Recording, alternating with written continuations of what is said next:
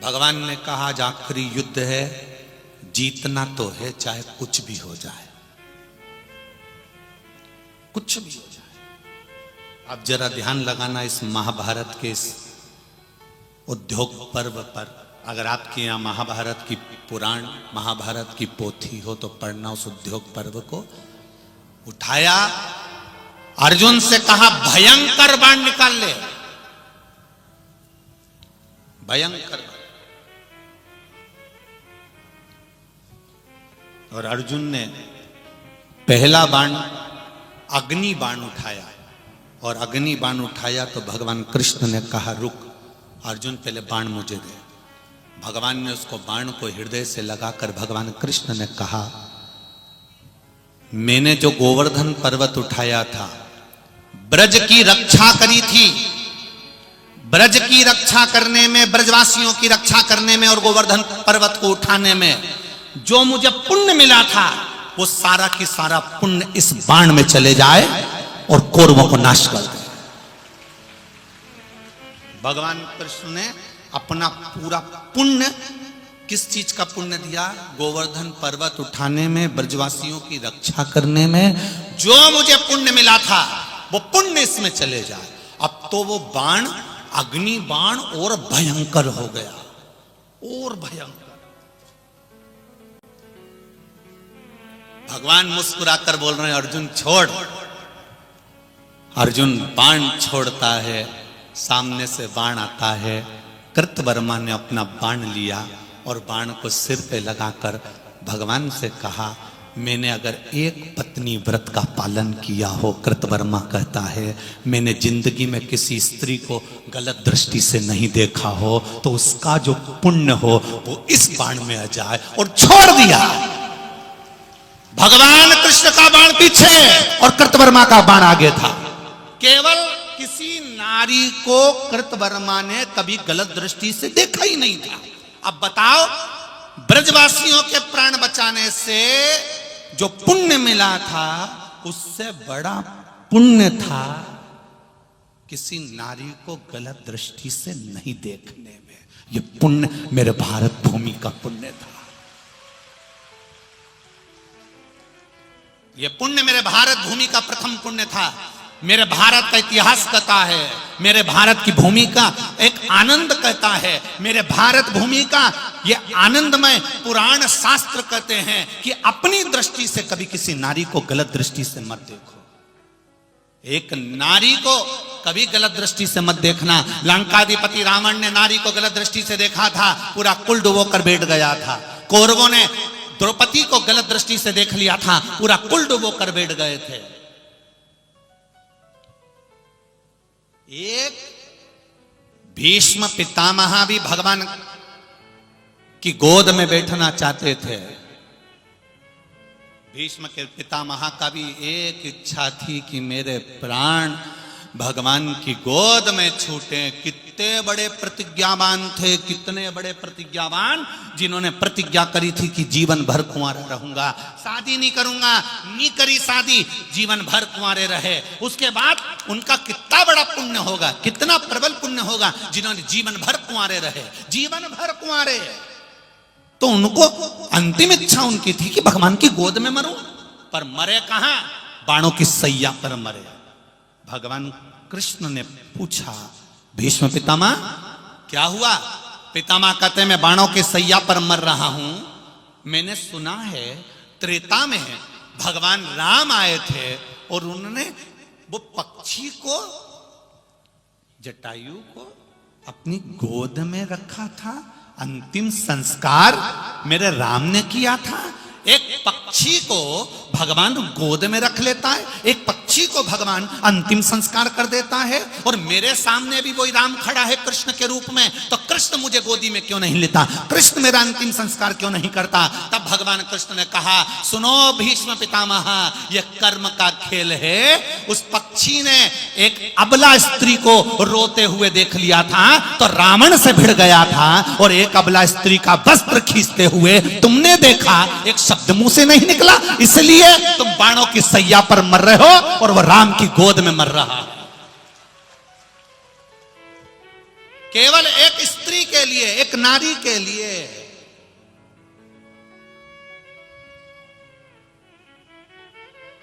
वो जीजाबाई भोसले छत्रपति शिवाजी की माता अपने पुत्र छत्रपति शिवाजी से कहती है, सुन छत्रपति शिवाजी, तेरा नाम छत्रपति इसलिए कहती हूं क्योंकि मेरी छत्र और छाया में तू पलकर बड़ा हुआ है। पर इस माता के दूत को लजा मत देना रे छत्रपति शिवाजी, सुन ले अच्छे से। एक मां जीजाबाई खड़े होकर, जिसका पति चले गया हो, जिसका बड़ा पुत्र चले गया हो, वो जीजाबाई अपने शरीर को त्याग रही है, पति के साथ सती होने जाती है। पर सती होने से पहले जब शिवाजी का चेहरा देखती है, 14 साल का मात्र शिवाजी 14 वर्ष के हैं, और 14 वर्ष के शिवाजी को जब जीजाबाई देखती है तो उसके आंखों में आता है कि मैं पति के लिए सती हो रही हूं, एक तरफ मेरा 14 साल का बेटा है, क्या करूं। तब पुत्र शिवाजी ने अपनी मां को पुकार कर गले से लगा लिया, मां मुझे किसके सहारे छोड़कर जा रही है, तेरे आंचल की छत्र मुझ पर रखना। तब जीजाबाई ने, पति के साथ सती नहीं हुई है जीजा, फिर अपने पुत्र के लिए छत्र बनकर 24 घंटे चली है जीजा।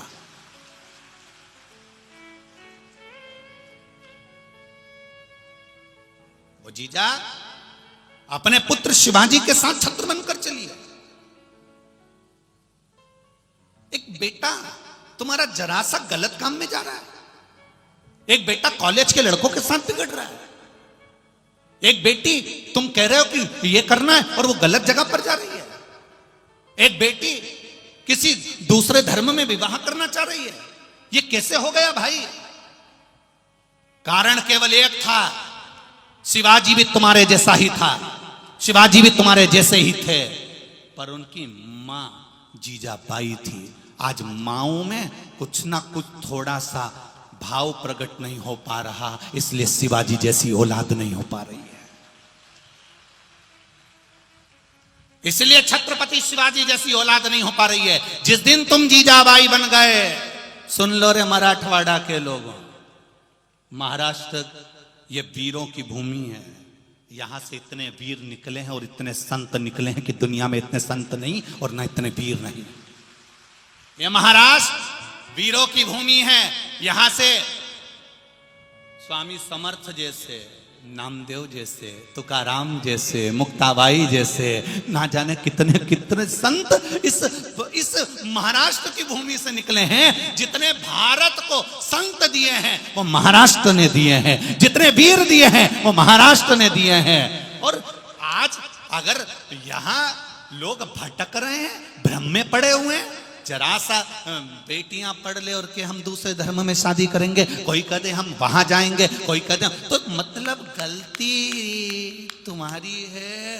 वो तो शिवाजी बनने को तैयार था, पर जीजाबाई तू नहीं बना पाई, तुम्हें बनाना है, गलती तुम्हारी।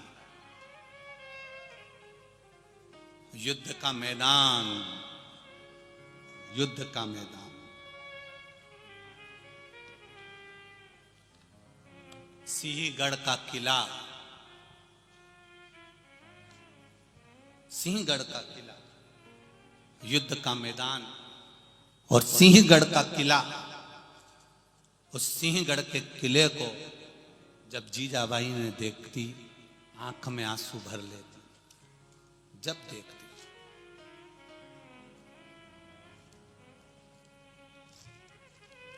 अब सिंहगढ़ के किले को जब जीजाबाई देखती, आंख में आंसू भर लेते।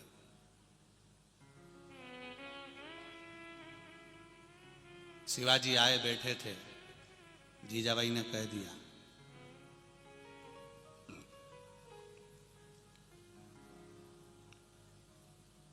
ये किला मुझे लज्जित करता है।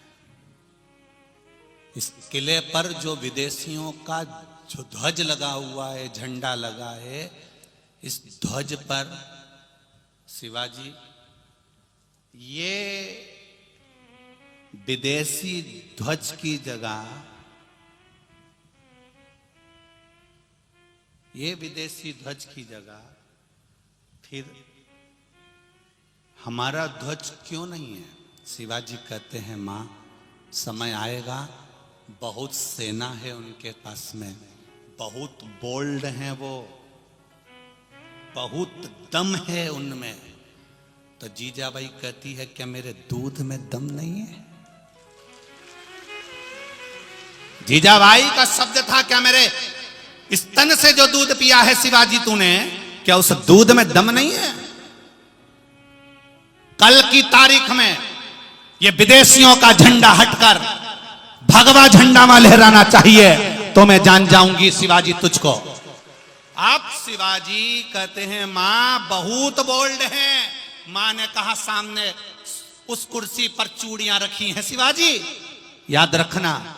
शिवाजी ने उसी समय पर एक पल की देरी नहीं करी, एक पल की देरी नहीं, और तानाजी को बुलाया और कहा करो तैयारी, वो कितना भी बोल्ड होगा एक बार घुसे तो सही, फिर देखा जाएगा।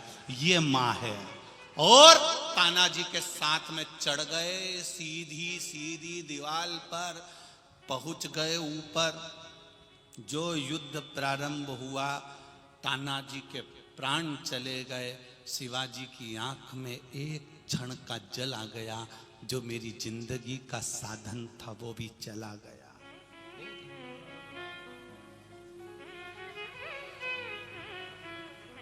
शिवाजी ने जब ध्वज विदेशियों का उतारा, अपना ध्वज लगाया, तब चिल्लाकर कहा गढ़ आला पर सिंह गेला। गढ़ तो आ गया पर मेरा सिंह जैसा तानाजी चला गया, उसका मुझे दुख है। मां ने जब ध्वज देखा तब मां जीजाबाई की खुशियों का अंबार था। थाली लेकर उस ध्वज की पूजन कर रही थी जीजाबाई अपने किले से। वो मां होती है साहब,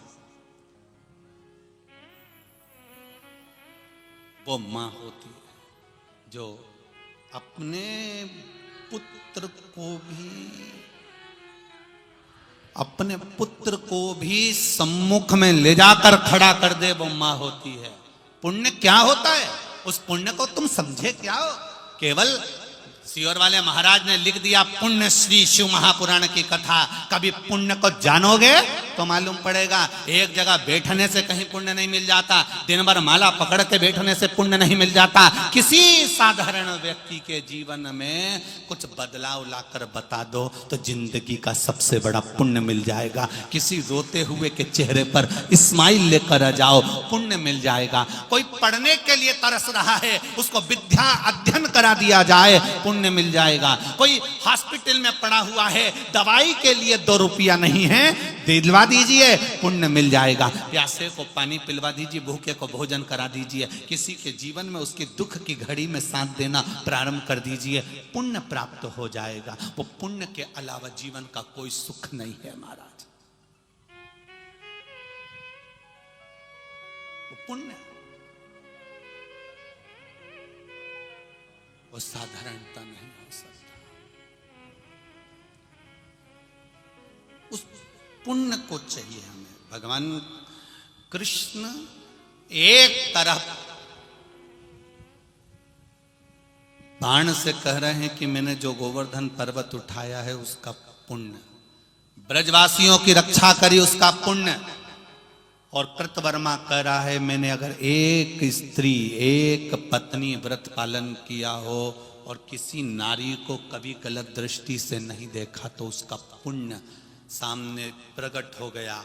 युद्ध के मैदान में दोनों बाण टकराए, अर्जुन का बाण पीछे हट गया और कृतवर्मा का बाण वहीं की वहीं स्थिर रह गया। भगवान की सोच बुद्धि में पड़ गया, इसने करा क्या? मैंने ब्रजवासियों की रक्षा में जो पुण्य कमाया था वो सारा पुण्य इस बाण में दे दिया। फिर आखिर ऐसा क्या हो गया? इसने कौन सा पुण्य दिया? तब भगवान कृष्ण ने उसी समय रथ पर बैठे हुए उस ध्वज में जो हनुमान जी बैठे हुए थे, अर्जुन के रथ के ऊपर जो हनुमान जी की ध्वजा लगी हुई थी, उस ध्वजा में बैठे हुए बजरंग से हनुमान से पूछा, ए हनुमान नीचे आओ। हनुमान जी बोले, बोलो प्रभु, तुम शिव का अवतार हो, शंकर का स्वरूप हो हनुमान, सत्य बताना, इसने कौन सा पुण्य दिया जो मेरा पुण्य छोटा पड़ गया? भगवान श्री हनुमान जी ने कहा, कृतवर्मा एक स्त्री से जिससे शादी करे थे, उसके सिवाय किसी स्त्री को उन्होंने गलत दृष्टि से नहीं देखा। जब कोई व्यक्ति अपनी दृष्टि से किसी नारी को गलत नहीं देखता तो वो जिंदगी का सबसे पुण्यवान जीव कहलाता है, सबसे पुण्यवान। आपका पुण्य छोटा पड़ गया वसुदेव, हे कृष्ण, आपका पुण्य छोटा पड़ गया, अर्जुन का पुण्य छोटा पड़ गया, पांडवों का पुण्य छोटा पड़ गया, और उस कृतवर्मा का अकेले का पुण्य भारी पड़ गया।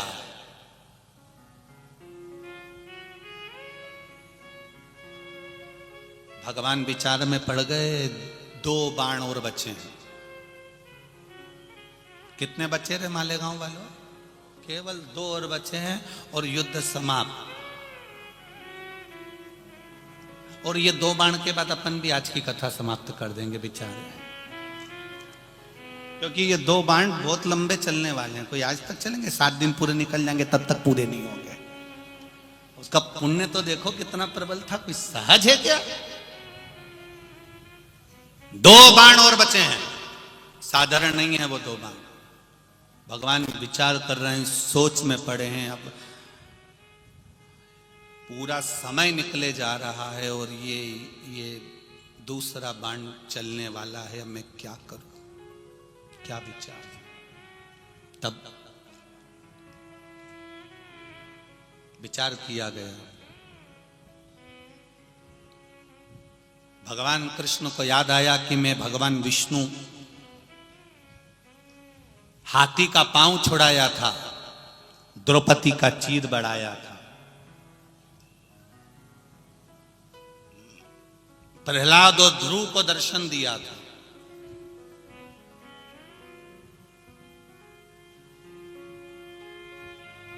मंथन कर कर देवताओं का उत्थान किया था। भगवान कृष्ण अर्जुन से कहते हैं, दूसरा बाण उठा ले। उठा, अर्जुन ने फिर अग्नि बाण उठाया।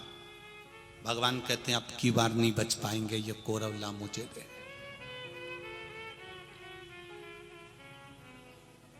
ला दे मुझको। और भगवान ने फिर लिया उस बाण को और कहा, मैंने गज की रक्षा करी थी, द्रौपदी का चीर बढ़ाया था।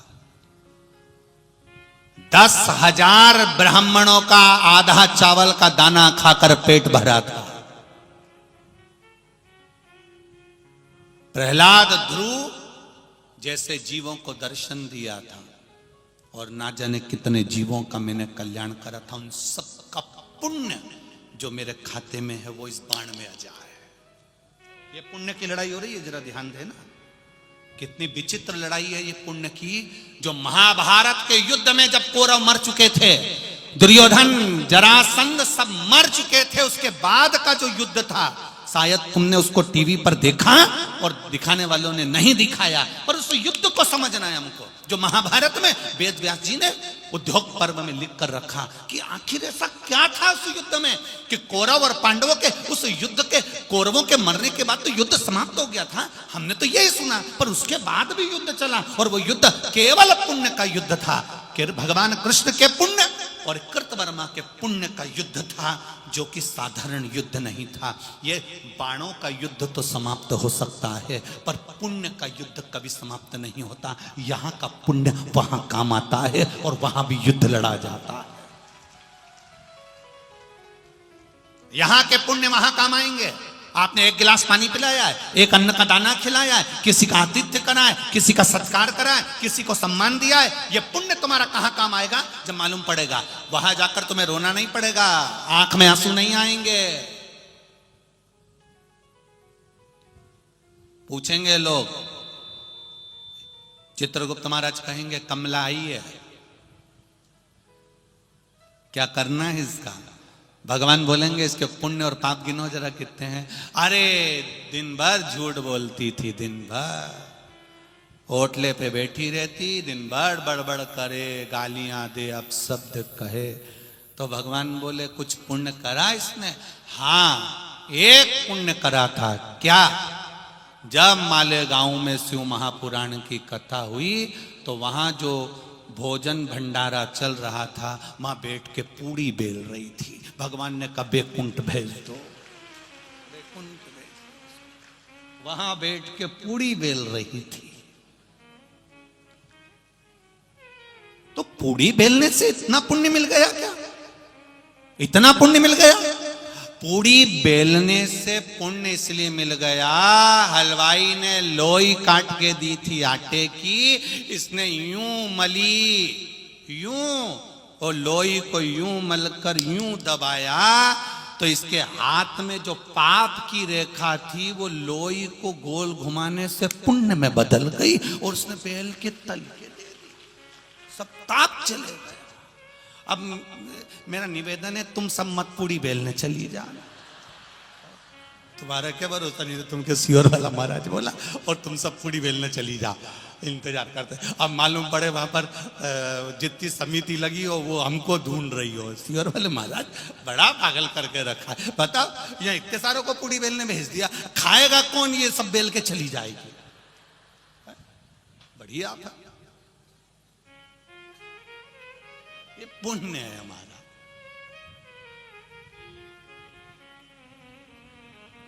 कर सेवा तू लगन लगाकर, मन में सच्चा भाव जगाकर, ही की आंखें खोलो रे, अब भोले के भोलो रे। चित्त लगाकर, मन लगाकर, आनंद रखकर।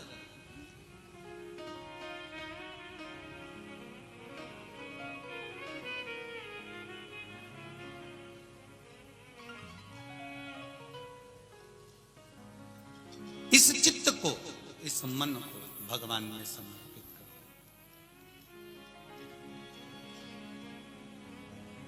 और जब ये चित्त, ये मन परमात्मा में लग गया, फिर ये भटकता नहीं। सेवा करते समय जब आप पूड़ी बेल रहे हो, लोई बना रहे हो, तब जो माताएं बैठी है वो मंत्र उच्चारण कर रही है, श्री शिवाय नमस्तुभ्यं, उच्चारण कर रही है, उसका फल मिल रहा, उसका लाभ मिल रहा।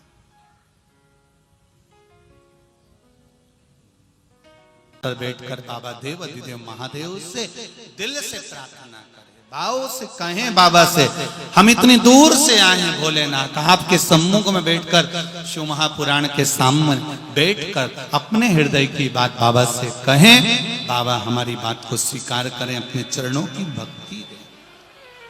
दिल से मंत्र का स्मरण करेंगे, श्री शिवाय नमस्तुभ्यं,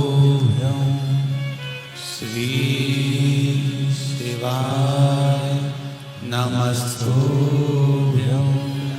श्री शिवाय नमस्तुभ्यं, श्री शिवाय नमस्तुभ्यं, श्री शिवाय नमस्तुभ्यं, श्री शिवाय नमस्तुभ्यं। भोला सब दुख काटो मारा, ओ भोला सब दुख काटो मारा।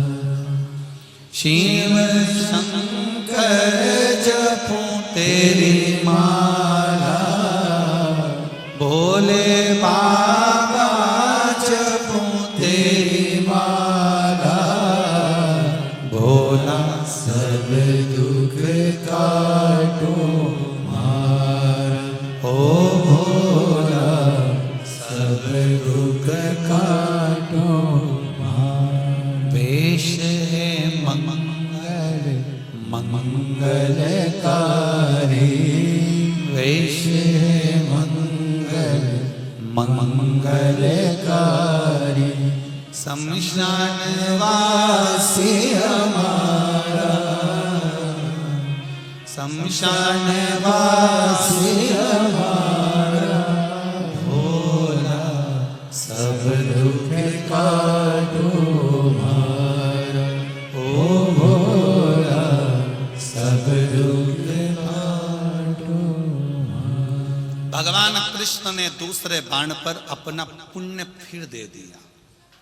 एक बार पुण्य दिया था ब्रज को बचाने का, गोवर्धन पर्वत को उठाने का। दूसरा पुण्य भगवान दे रहे हैं गज की रक्षा करने का, गजेंद्र मोक्ष का, द्रौपदी का चीर बढ़ाने का, और सभी को दर्शन देने का, और मंथन के समय पर देवताओं के कल्याण का। जो पुण्य मुझे मिला है वो सारा पुण्य ये दूसरे बाण को मैं समर्पित करता हूं। वो अग्नि का अस्त्र और प्रखर अस्त्र हो गया और प्रबल। और जैसे ही वो अग्नि का अस्त्र प्रबल हुआ, देखिए जब हमारा पुण्य प्रबल होता है तब भजन का जो बल होता है ना, भगवान की भक्ति का जो बल होता है अपने आप बढ़ जाता है, अपने आप। एक पत्र आया है, देखिए।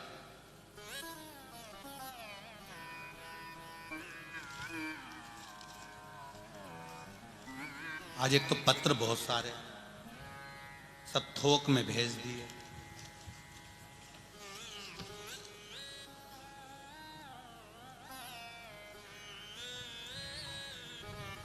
मेरा नाम रत्ना रविंद्र माली है। मैं जलगांव जिले से अमलेर तालुका दहीवत गांव से हूं। कहीं बैठी हो तो हाथ हिलाइएगा,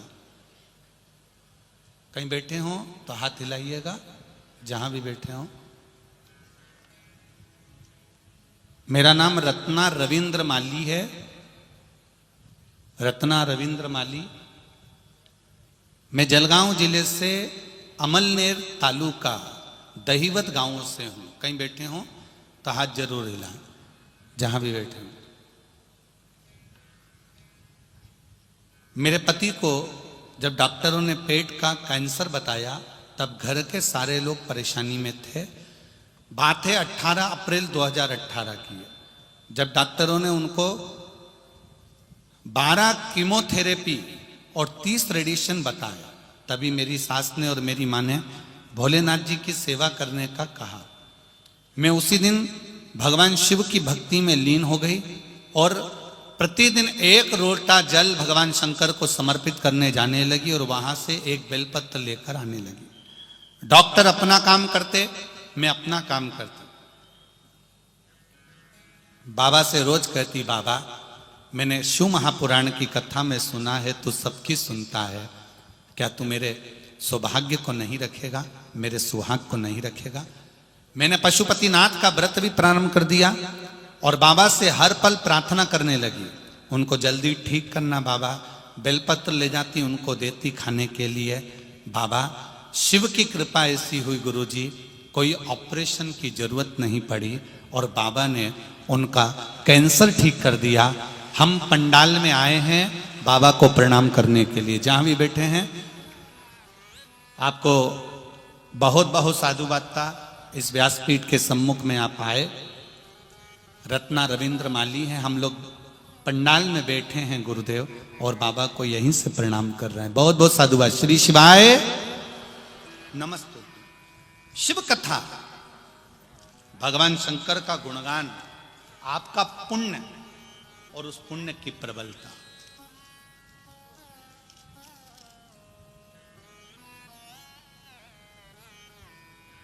एक भजन का बल बढ़ता है और वो भजन का बल कोई साधारण नहीं हो सकता।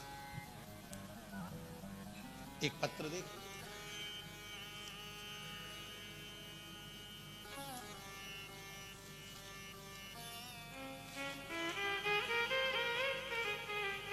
कितनी जांचों की रिपोर्ट भी आप लोगों ने लगाई हुई है। सारे पत्रों में बहुत सारी रिपोर्टें आप लोगों की, डॉक्टरों की, और सारे पर्चे आप लोगों ने बहुत, और कुछ हम तो जितने पढ़े हैं परंतु इन पत्रों में तो ना जाने कितने कितने पत्र ऐसे हैं जो आप लोगों ने डॉक्टरों की सारी रिपोर्टें लगाई हुई हैं, सारी जांचें, एक्सरे लगाए हुए हैं। सो वंदना समाधान सोनार, जलगांव महाराष्ट्र से हैं। पति समाधान सोनार, फोन नंबर ये है। कहीं बैठी हो तो हाथ हिलाइएगा, जहां कहीं भी बैठी हो अपना हाथ अवश्य हिलाएं, जहां भी बैठी हो।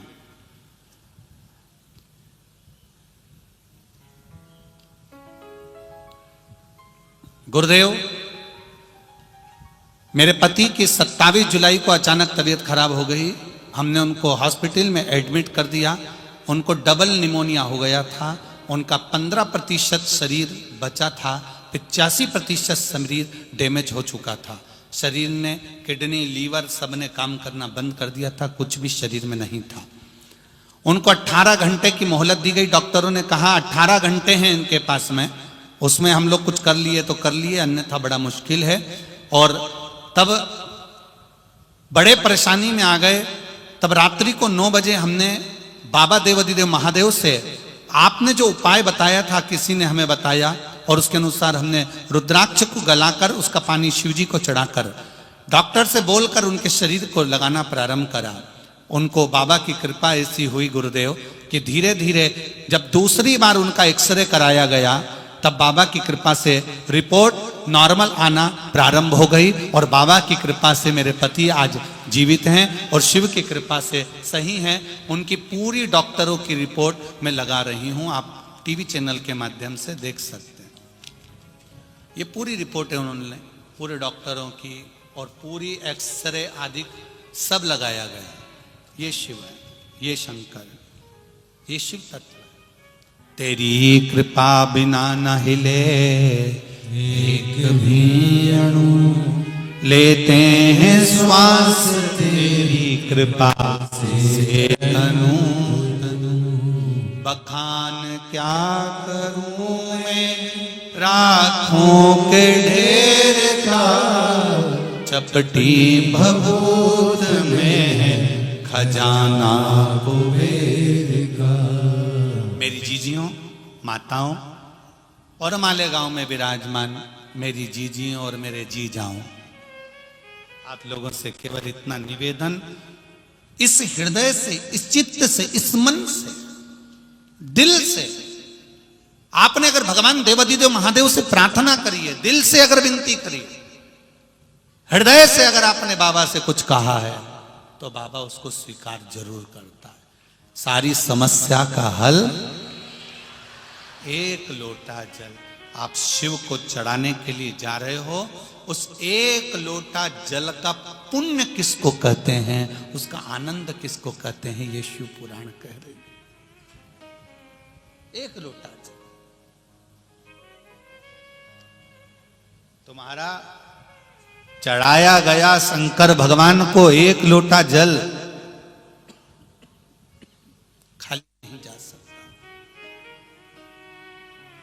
वो खाली नहीं जाएगा। तुम्हारा चढ़ाया गया एक लोटा जल, उसका फल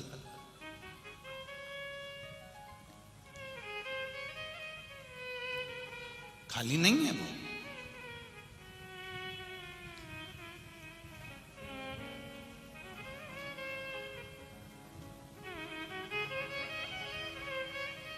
ये मनुष्य का शरीर निंदा सुनने के लिए या बेकार कार्य करने के लिए नहीं हुआ है। अपने जीवन में एक संकल्प बनाइए, अपने जीवन में एक संकल्प निश्चित करिए कि मैं ना तो कभी धर्म की और ना कभी देश की निंदा सुन नहीं सकती, कभी नहीं सुन। मेरे सनातन धर्म की, मेरे सनातन धर्म की ना तो मैं निंदा सुन